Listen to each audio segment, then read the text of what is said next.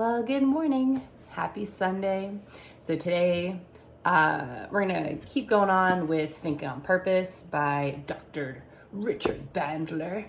And I feel like I was not going to, we're really not even that far into this book, right? Like a few pages, right? But there's just so much good information, and it's my book club. I can do whatever I want. But it's really cool, like the different sections that we're going through really helps me trigger different memories of oh, that reminds me of this, and just different things that I've literally talked with with my friends, family, clients, literally anyone who will listen, right? And it's cool that we're doing this kind of broken down versus I've listened to book reviews where it's they summarize the whole book in 5 minutes, and I really don't want to do that to this book, because I feel like this book is really, really in depth and helpful for not just me, but for you guys, I hope, in not just creating this 15-day plan, which will eventually happen, but first focusing on thinking and why we think certain ways. So let's go on. And this part is going to be called thinking versus remembering. So this is the section that I'm going over right now. So he goes back into talking about Sigmund Freud, of how, what was it? I want to say the 40s. I don't know. Yeah, don't quote me on that, right? But he was talking about how Sigmund Freud, when he was alive, revolutionized the whole psychology world, because they thought of talking as the cure for so many different mental illnesses, right? So, you weren't just put on medications and stuff. This is also back when you weren't able to be a strong, independent woman, because they would just throw you into the insane asylum because you were insane, clearly, if you wanted to be your own person. So, grain of salt. But anyways, I digress. But anyways, so this whole idea that talking about your problems, your feelings, your thoughts and stuff could cure depression and anxiety and ADHD and feeling inadequate or lacking self-confidence, and just talking about it, or doing these different psychological I don't want to say experiments, but structures, right? Kind of like what we're doing right now, of if you do this, then you get this. If you talk about your anxiety, then you get rid of your anxiety, right? And it was this idea that you have a talking cure to get rid of these common, things that are wrong with your brain, right? Help. Nope, I have to open a cheese stick. There you go. Thank you. You're welcome. My own personal opinion is, I don't think anything is necessarily a cure. Some people are born with, what do you call it? What's the word? Some people are born more likely to have anxiety than others. I remember I have a lot of self-talking in my head when I work out, when I'm working, when I'm with my kid, literally with everything, right? My brain just incessantly talks in a good way or in a bad way. And I remember I was having one of my clients do burpees, and it was we would do a strength exercise and then burpees, and then a strength exercise and then burpees. And this dude had to do burpees I want to say we got to 80 per session, and it was it was a lot, right? And I know, watching this guy, I knew he was able to do it, because obviously he was doing it, right? And I was just watching this guy, and I was like, man, I see him struggling, he's getting to the point where he's kind of doing that anxious, heavy breathing, right? And I was like, you know what? It's okay. What's going through your head when you're doing these? I don't know. I just do it. I'm like, what? I was like, you don't have any inner monologue? it like threw, like totally exploded my brain, because I was like, what do you mean you don't have an internal monologue?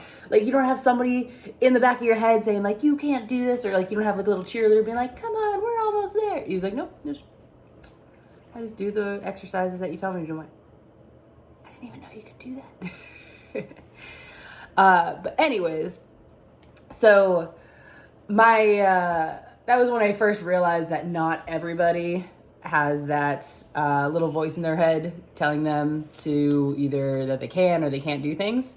But also, I've been dealing, I don't want to say struggling, but like I've been dealing with my, anxiety, I don't want to say depression because it's not like diagnosed, but like moments of sadness for most of my life, right? It's just now as an adult, I have words that I can assign to it, and now I can call, yes, this is an anxiety attack.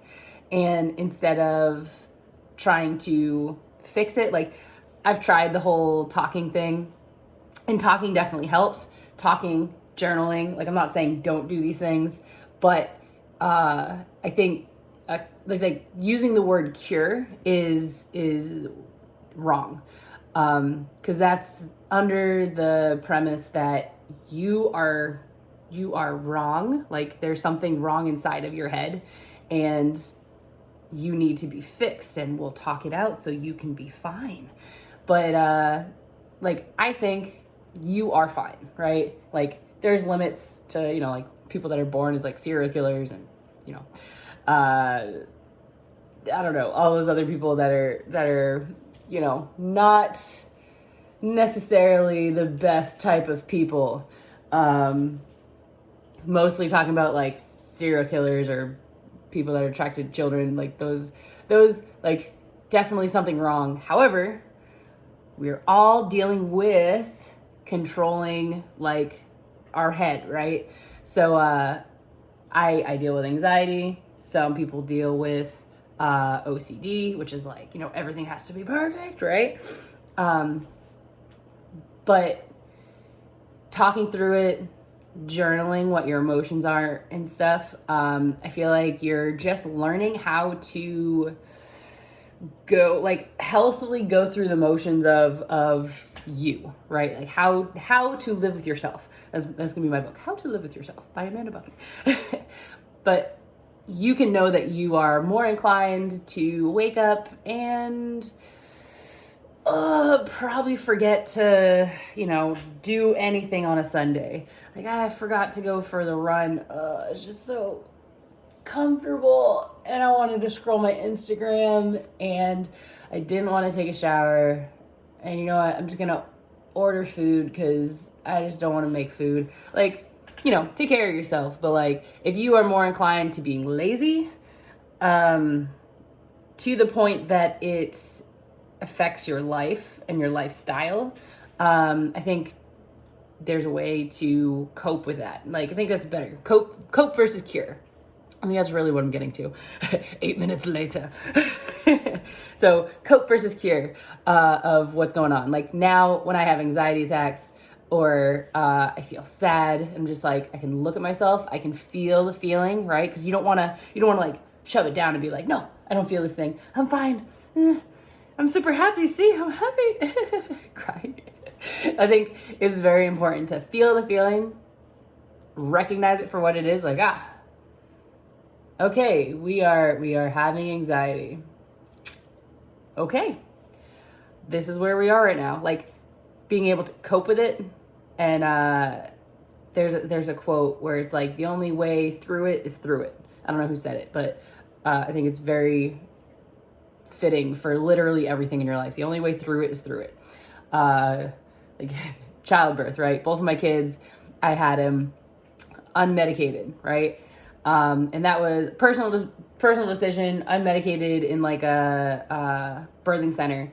And like the greatest convincer of me, not only that I don't like doctors, but like me not wanting to do the medical route of, what is it? The thing that goes in your spine. Like, first of all, don't put things in my spine. Like that's my own opinion, but like, I've heard of so many horror stories of that going wrong, being like misused. Like one of my friends had the man, why can't I think of the name? You know, the thing that goes in your spine that like numbs you for childbirth, right? You know what I'm talking about. Anyways, they like stick a needle in your spine to numb your nerves so that your body doesn't feel the pain of childbirth, because it's the most painful experience you'll ever have in your entire life, right? I've sprained my ankle and I've passed out from the pain. I didn't pass out from childbirth pain. So, most painful thing in my life. You know, it's just like really bad, very, really, really bad cramps, right?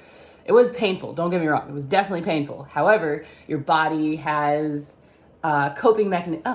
Coping mechanisms. I'm going to call this video coping mechanisms. Your body has coping mechanisms to go through those things. So like your body is in pain. Your body has those contractions, right?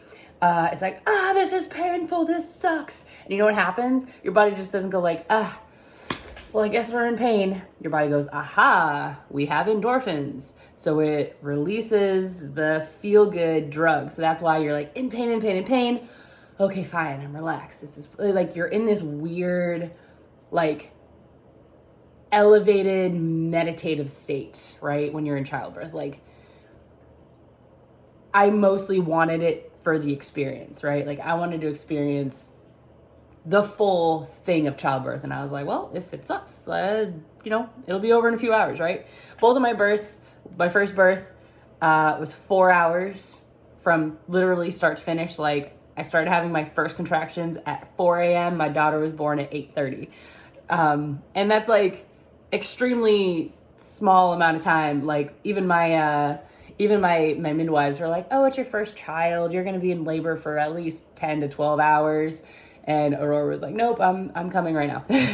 I was like very, very close to having her in the car on the way to the birthing center. So that was fun.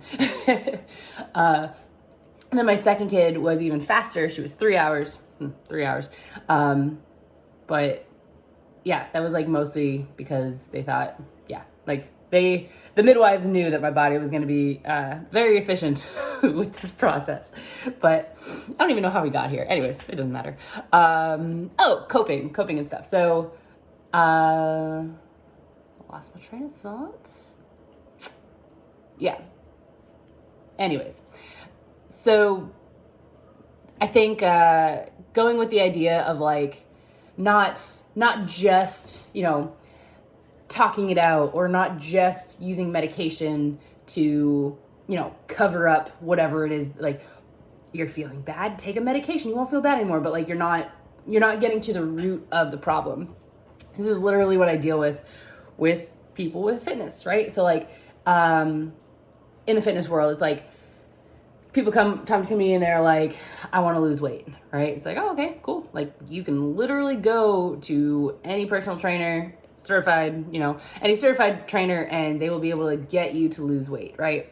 However, I want to know, what is your thought process and your life mindset right now that is getting you to this point of having been overweight, right? Is it just lack of knowledge? Like, I grew up my whole life as a kid not knowing protein from a fat, like not knowing, like in your head you're like, oh, I shouldn't eat cheeseburgers because they're unhealthy, but like I didn't understand, oh, because they're heavy in saturated fat, oh, because the white bread in the bun is actually gonna spike your insulin, and then it's gonna make you crash, like all of these sciencey things I didn't know about healthy versus unhealthy food. So like there's a lack of knowledge that could be a factor. Inability to get access to these types of food. A lot of people talk about how healthy food isn't really accessible to everybody. So like there's things called food deserts, where it's not necessarily you don't have access to food, it's just you don't have access to a variety of food. Like here in Washington, super awesome. I'm very privileged in having all of these alternative markets and 9 different types of honey, like from organic to wild berry organic, or do you want this other type from this local farm where we actually use like, I don't know, like hand raised bees. Like there's so many different very specific things here in Washington that I didn't even think about. Doesn't have it in other places. When I went to Delaware for the last competition, which is a national kickboxing tournament, I was like, oh, okay. I'm still weight cutting. All I need is organic peanut butter. That's all I need. With it's like the caveat is no salt, right? So I was looking for salt-free peanut butter. I went to like 6 different stores. I went to like Walmart. What was the other ones out there? It was the Food Lion, right? There was Albal or Albi, I don't know, a whole bunch of different food markets, which has food, has peanut butter, but has 2 types of peanut butter. You either have peanut butter or you have organic peanut butter. Both have salt. And I went to different, I scoured this place, just getting more and more irritated that they don't have salt-free peanut butter. And I'm like, I kind of like got back into the car and I was like frustrated. I was like, I have to eat something. I'm tired. Like I was so hungry and I had to laugh to myself because I'm just like, it's just funny of like, being in the position of like, oh my God, they don't have my salt-free peanut butter. And you're like, okay, I'm going to just go ahead and like check myself.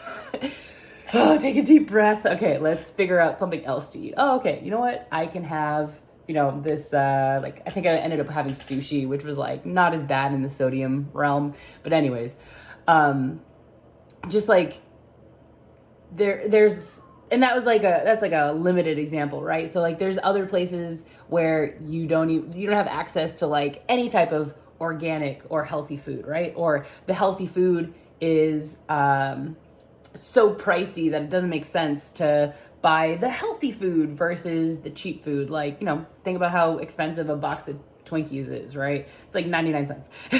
Whereas, apples and fruits and all that stuff, not only does it go bad super fast, so you could be just wasting your money. An apple is like $3, like $3.50 for a Honeycrisp apple, right? Like, that's insane. $3 for an apple. Oh, man. Food deserts. Anyways, okay. Let's move on. I think I've like beaten the dead horse here. Gonna grab some coffee. I hope you guys are enjoying this. I'm having fun. I'm having a great time. Me and Kutiyun here and her pet jaguar and hawk, apparently.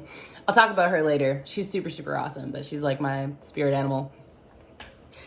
Okay, so let's move on to, so there's, back to Sigmund Freud. The idea that he was going on was, again, the talking cure. So he was going with the idea that something went wrong in your childhood and we have to go down, we have to dig back to the source of what went wrong in your childhood and we have to fix that and that will fix everything, right? However, Richard Bandler talks about learned and overlearned habits. So not just, you almost drowned in a pool when you were a kid, right? Like there's this one, you track it back to this time where you were playing chicken and you were, you got held underwater or something and, you almost drowned and it was a terrifying experience. And you're like, never again am I going to go swimming, And then, so that's a learned experience, right? And overlearned habits are you consistently reinforcing that you are going to be in danger or drown or die in and around water. So like not just pools, like, oh, I don't go swimming in pools because I almost drowned and I don't want to drown. Not just the idea that like you're now, 20 years later, you're an adult and you know how to swim.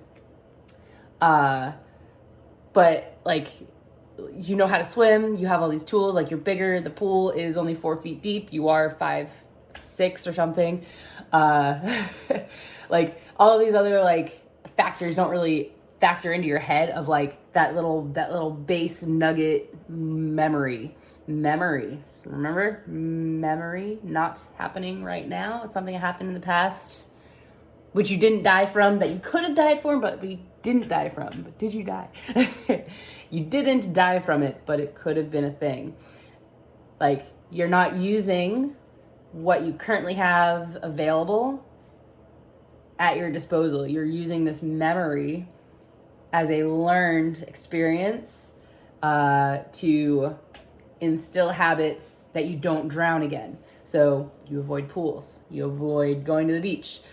You now avoid bathtubs because you could also drown in a bathtub. I read that somebody somewhere drowned in a bathtub. And it just kind of like gets to a point where it'll literally control your life. So you are always thinking about it. My big thing was, spiders when I was a kid, right? It was like, well, I don't want to go in there, though that looks really cool and fun. What if there's a spider in there? I think I talked last time about my run, like not wanting to run in the path behind my house because it was early morning and I didn't want to run into spiders. And I was like, fuck, now I have to go do it because I proved myself wrong, right? But yeah, so this book talks about learned and overlearned habits, such as like it's going to create anxiety, create that depression, create your OCD, whatever it is that's ailing you, right, is a learned habit. Anything that like helps you is also a learned habit. I'm reading a lot about business, and really that like comes down to the core of it is it's not, this millionaire was way more successful than me just because they're better than me. It was just they learned habits and they instilled those and they kept doing those same habits that were creating their onward and upward momentum that created success. That's pretty much it. There's also the opposite of people that are kind of like, talk down about themselves and they focus on the problem, and that creates more problems, and then they're anxious and they're depressed, and it's look at this. This is not a good place to be. So your way of thinking is definitely a huge factor in like not just having a good day, having a bad day, but being able to create that momentum to get you to where you want to be, right? I feel like a lot of people that I've met that aren't where they want to be as older people, I don't say like old people, but like older, like, 30s, 40s, they're well established. Like they know what they want in life, right? People that aren't successful, that like may or may not have like missed the mark. I don't want to say they're too far gone that, well, all right, maybe next lifetime you'll be a millionaire. But those people, they're not acknowledging their habits that are holding them back. I kind of compare it to, whenever you're late and you're like, I'm late. You're like driving and you're like, I'm so late. Oh my God, I'm so late. You're not going as fast as possible, right? You're not going as fast as your car can go. You're not driving down the street 120 miles an hour down, I-5 because you're late. You are going slightly above the speed limit, maybe like 70, 75, right? Because you're like, I'm late, but I don't want to get pulled over. So like, I'm late, I don't want to kill somebody though. Like, it's this little like balance, right? So like, think of that as your, like the thing holding you back, right? Like, you have a destination that you want to go to. There's like that understanding of like the speed limit, right? And then you're like, I'm just gonna go right above that because I'm late. Like this little space is just gonna save you about like maybe a minute or two. You're still gonna be late, but now it's like a minute or two versus 10. I don't know. But like you don't go as fast as possible driving down the road because you're late. You go a little bit more. And I feel like that is like a good analogy for, you holding yourself back, right? Like, I want to be a millionaire.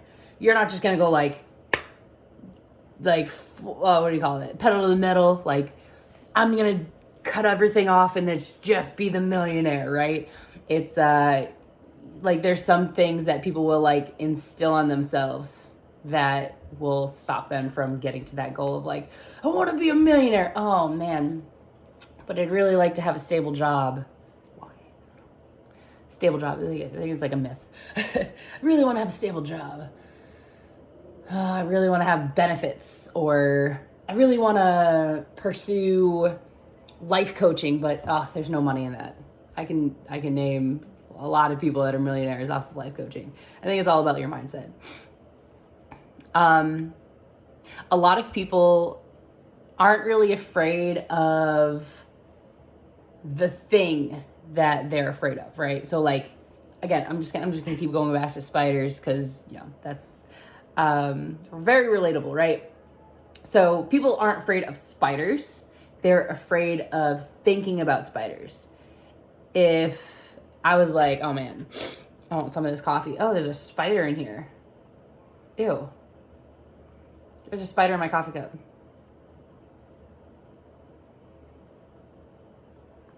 How grossed out would that be if I said there was a spider in my coffee cup and then I just took a drink? There's not a spider in my coffee cup, right? But like, think about how you thought about that, right? I said there was a spider in my coffee cup. You can't see it. All I said was it's there. And the thought came into your head, right? And me taking a drink, how many people were like this? Don't do it. Was that you? Maybe? I know that would be me if I was watching this, right? So it's not seeing the spider. You didn't see a spider. There's not a spider in my coffee cup, right?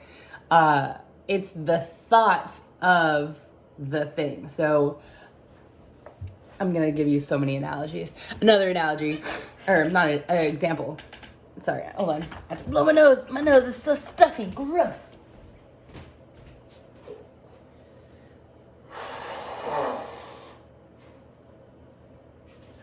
Man, it's this smoke. I tell you, the smoke is killing me. So shout out to Monica, my first fight that I've ever had. I want to say a little bit like last year, 2 years ago. I don't even know. It was so close. I want to last more at this, and then I'm done of that. Okay. But yeah, so one of my first fights was a smoker against this lady named Monica. And I horribly sprained my ankle the day before the fight, falling down a flight of stairs. In like the dumbest way possible. I was like FaceTiming my kid, and I was like, oh my God, I love you. And then my coach was like, hey, come grab your shin pads because we're going to go do like a fighting session or a training session or whatever. I'm like, all right, whatever. Like talking to my kids, walking up the stairs. And I was walking down the stairs while FaceTiming and weight cutting. So your brain isn't really there, right? And I was holding my shin pads and I missed a stair. And I severely sprained my ankle, and I like banged up my elbow or something, and it was so dumb. I was so sad. Anyways, we spent most of the day driving around finding like the ankle wrapping experts so I could still go into this fight because we're in Virginia. We flew from Washington. There's no way I'm not fighting, So wrap the crap out of my ankle. I go to fight Miss Monica. And I knew she was going to be a boxer, right? Here you go. I knew she was going to be a boxer, but I really didn't have because I had sprained my ankle, I'm usually like a very fluid fighter. Like I move around a lot. My footwork is like a big thing for fighting, right? And I was kind of like restricted in my footwork area. So I'm like, okay, cool. I will just work on head movement, which I've never done before. Like I usually use my footwork to move my head. And so, I'm like trying to figure this out in the middle of this freaking fight. And it was the first round. And I remember like, going out, touching gloves, and I'm doing my head work. And I'm like, okay, cool. This is working. This is cool. And then all of a sudden, it was just like cross right to the face. And I was like, she hit me so hard in the face. I was like stunned for a bit. I like went back to the ropes, and I just like shelled up, and I was just in my head. I just remember, I'm assuming she's still hitting me at this point. I was like, my hands are up, and I was just like, fuck. I've never had somebody hit me that hard. She hit me so hard, I like started second guessing. I'm like, I don't think I want to be a fighter. I've never had that thought before. And she hit me so hard. And I was just like, fuck, I don't want to be hit anymore.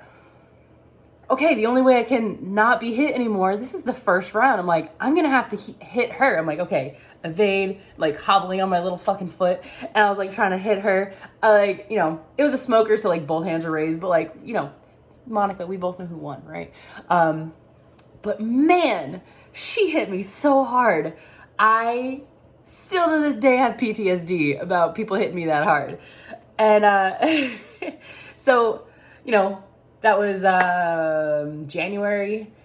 And so my next fight, I'm just gonna like skip ahead to an MMA fight that I had. And I was thinking about, I was like, fuck, like I don't want to be hit again. Like, I don't want to be hit like that. That sucks, because there's like sparring rounds where people are like, yay, we're just playing. And then there's, fighting rounds where it's like, I'm trying to hurt you. Way different. Way different. And I was going into this MMA fight, and like, I always have this anxiety thing in my heart of like, little Monica's living in my heart, right? Of like, fuck, I don't want to be hit that hard. But now, I go into this fight, and is against the lovely Tara, and she was like such a great fighter. I would totally do a fight again. And again, I lost that one too, but it's okay. I learned so much. So I'm fighting against this lady, and again, same thing, like cross right down the pipe, right?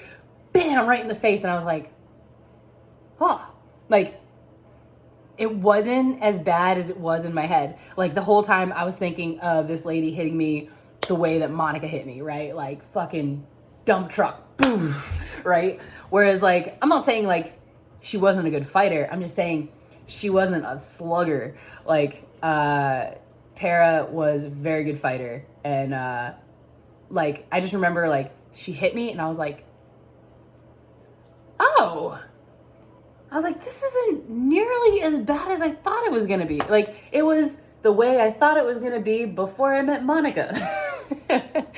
And so, like, I was able to go through the fight. Unfortunately, I wasn't able to get my nutrition locked in well enough to, like, keep my energy up for the whole fight, which kind of sucks, which is, like, why I feel like it's almost unfair for me to, like, judge myself on that fight. But other people said it was good, so I don't know. Anyways, the thought of being hit in the face was way more anguish than actually having it happen. Like, I was comparing it to literally worst case scenario, like this amazing boxer who actually, she doesn't do kickboxing anymore. I think she went back to boxing because, that was like her bread and butter, right? Oh my God, it's such a tiny little orange. Look at that thing. There you go. But you are way, way more afraid of the thought of a thing versus the thing itself. Write that down in your journal. Like, is there anything that you're afraid of now, today, that you're like, oh, I don't want to do that, that really doesn't, like, have any ground, like, doesn't hold any water, right? Like, my run experience, right? It's like, oh, I don't want to run there because there's going to be spiders, and then I'll get spiders all over me. And, like, if you let that thought sit in your head, it's just going to keep getting stronger, because every morning it's going to be, oh, I don't want to go for a run because now there's spiders outside, right? So like getting in that mindset of like challenging your own beliefs is going to be great and very helpful. Okay, moving on. And fighting can be an analogy for any part of life. So like I just use this in fighting, right? But like you can get anxiety with like oh my God, like I don't know, I'm not going to be able to make enough money. I'm not going to be able to make enough money this month or this paycheck, and I'm going to fall behind on my bills. And then if I fall behind on my bills, I'm going to lose my house, and I'm going to lose my house, and I'm going to lose my kids, and like it's such a spiral. Like it literally hasn't even happened yet. Great fun fact. I had a surprise bill I had to pay. It was $500, right? And I was like, oh my God, like I have literally 3 days to pay, like find $500, like just find it, right? And I was like, I was like freaking out. I was crying, and I was like, I don't know what's gonna happen. I don't know what I'm gonna do this. And then, let myself settle, meditated a little bit, let the emotion get out of there. And I was like, okay, how are we gonna figure this out? I figured it out. And you know what? Me just sitting down, it took me an hour. I sat down, I made a game plan. I, did the things that I knew I was supposed to do and I knew that worked. I made $600 in an hour.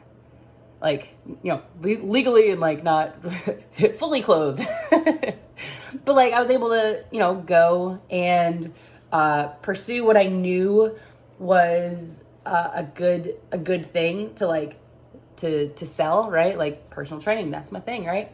I was able to go and not only like reconnect a relationship with one of my past old clients, but I was also able to make my financial goal for that day, which was super cool.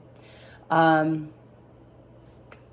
yeah, so like mindset, like originally mindset was like, oh my God, $500, that's so much. And then like an hour later, it's like, oh, I made actually $100 over what I was panicking about. Maybe I don't need to panic, right? So that's like kind of like the what do you call it? The lesson learned for that one. Okay, I'm gonna move on. I can't believe I've been talking for this long. That's crazy. I hope this is helpful for you. Is this helpful for you guys? Let me know in the comments. Obviously, your thoughts. If you're reading this with me, definitely want to know your thoughts. If you're not reading it with me, if this is just a thing, cool. I like, I feel like it's like the Amanda Buckner podcast. Okay, so we're going to talk about learned helplessness next. There's an experiment, obviously. I feel like scientists are kind of cruel. So there was this experiment where animals were put in cages. One button was a C and the other button was an O. If the animals hit the C, they got food. If the animals hit the O, they got a shock. So, all right, animals go in there, they hit C, they get the food, they hit O, they get the shock. Okay, I'm gonna go back to C. All right, I'm gonna keep getting this food. This is great. All right. However, scientists are scientists, and what they did was they would start closing off the C and they would start opening up the O to the point that they both looked almost identical. So like the O was kind of open and the C was kind of closed, and so they both look about the same. You want another orange? Mom, no, a roll of orange. Oh, okay. Orange. So yeah, they changed these buttons so that the food and the shock button pretty much looked identical. And you know what happened? Every single animal went crazy. Every animal went crazy, and they stopped trying to the point that they would starve to death. Like, side note, scientists, what the fuck? Cool that we learned this, but like, it's like the same feeling that I have with people filming animals in like National Geographic. They're like, and here we see the great lion starving to death because there's no food around. It's like, well, technically you're around.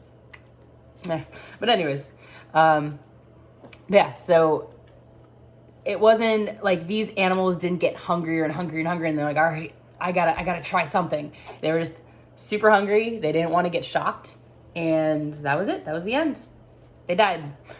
So this learned helplessness experiment is, if you apply that to anything else that's like, maybe potentially hindering yourself, is there anything in your life that you feel that,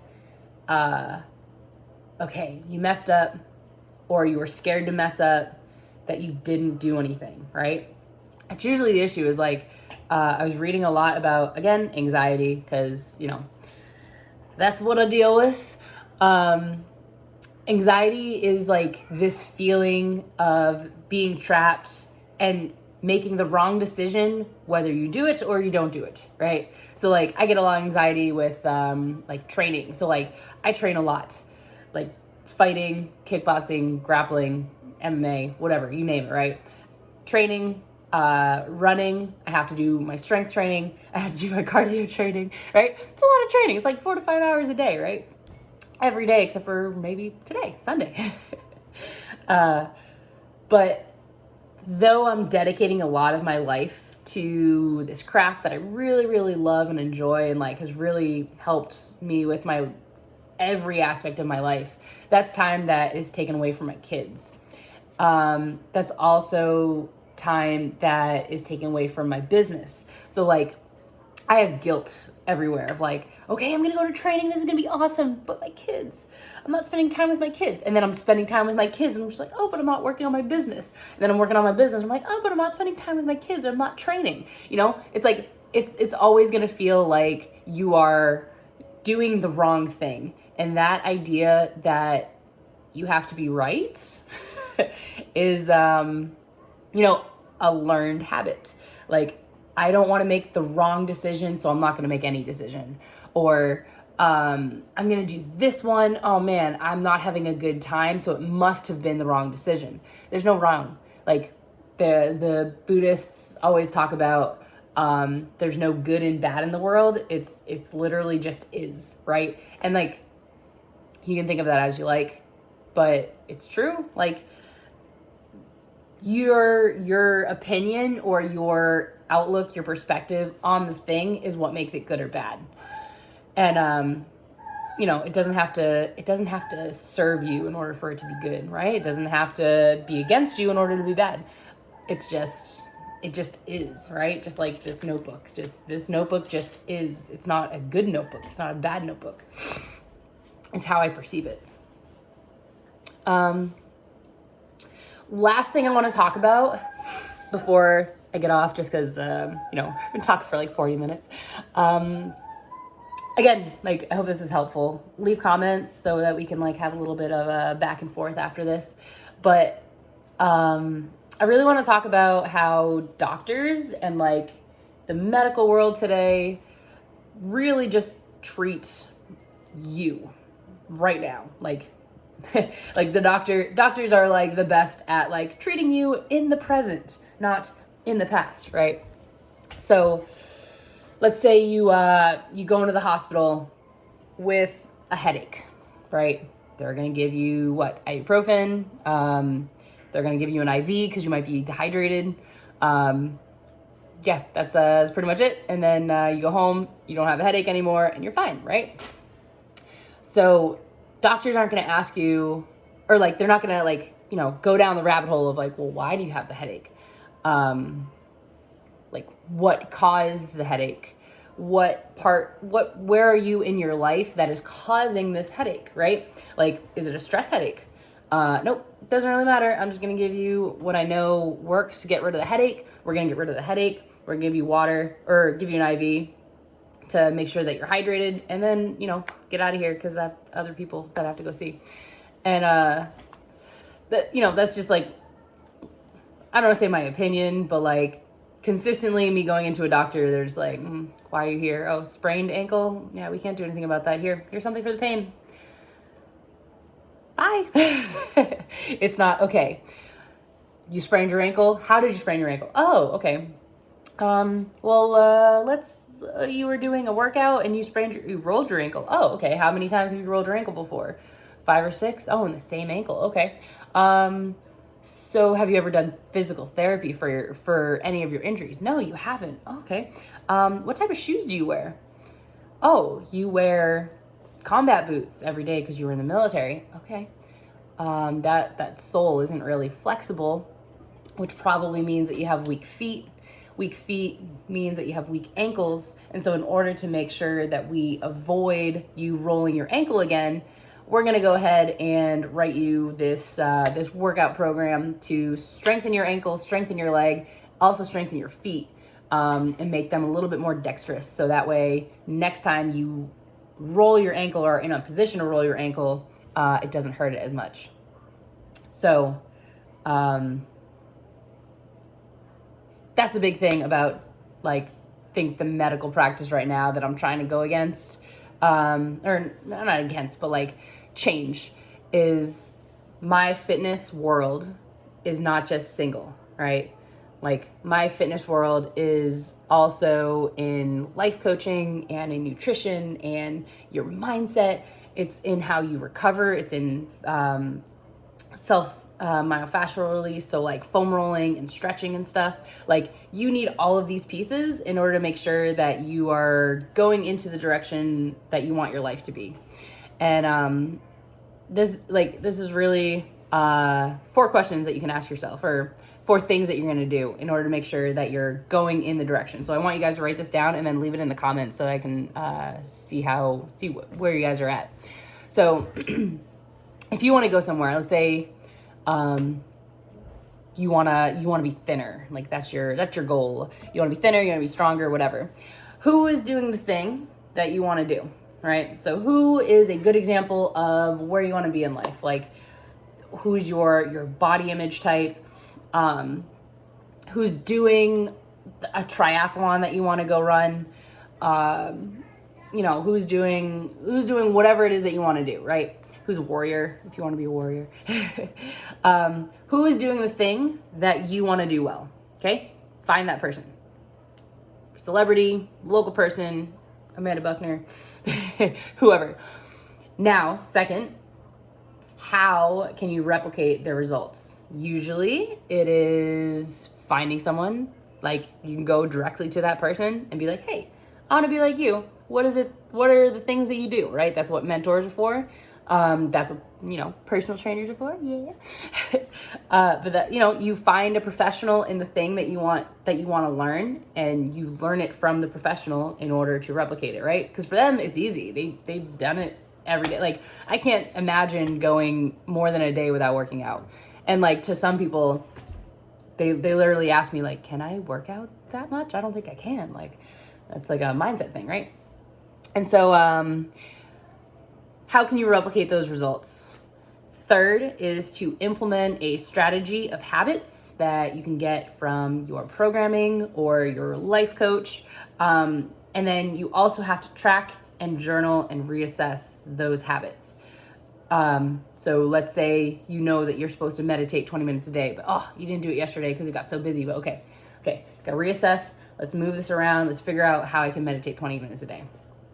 But that's it. That's all I want to talk about today. I know it was kind of like, it's very long, but it's really, really important. So like I said, do those steps, leave them in the comments. Let me get some feedback, and then I'll get back to you guys. But yeah, Thinking on Purpose. I'm having a really good time reading this book. I hope you guys are too. All right, bye.